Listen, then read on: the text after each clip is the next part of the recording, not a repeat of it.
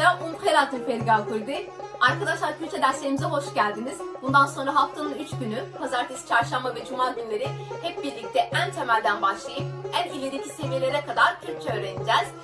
Öncelikle ben kimim? Benim ismim Gülistan. Halihazırda Enstitüya Kurdi İstanbul'da yani İstanbul Kürt Enstitüsü'nde Kürtçe dersleri veriyorum.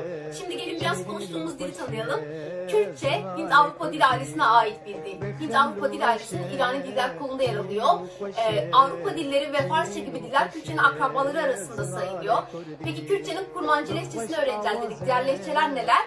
Arkadaşlar Kürtçe 7 tane lehçeye sahip. Kurmancı, Kırmançki, Lekki, Lori, Sorani, Kelhuri ve Hevrami Kürtçenin diğer lehçeleri arasında yer alıyor. Bu dersler Kürtçesini geliştirmek isteyen Kürtler ve en baştan Kürtçe öğrenmek isteyen Kürt dostları için hazırlandı. Umarım siz de en güzel şekilde faydalanır, öğrendiğiniz bilgileri kendi yaşamınızda da kullanırsınız. Yeryüzündeki en temel haklardan biri ana dilini konuşma hakkı arkadaşlar. Gelin hep birlikte Kürtçeyi konuşalım. Evlerimizde, eşimizle, dostumuzla, çocuklarımızla Kürtçe konuşalım. Kendinize iyi bakın. Düminin hayır hoş yeri.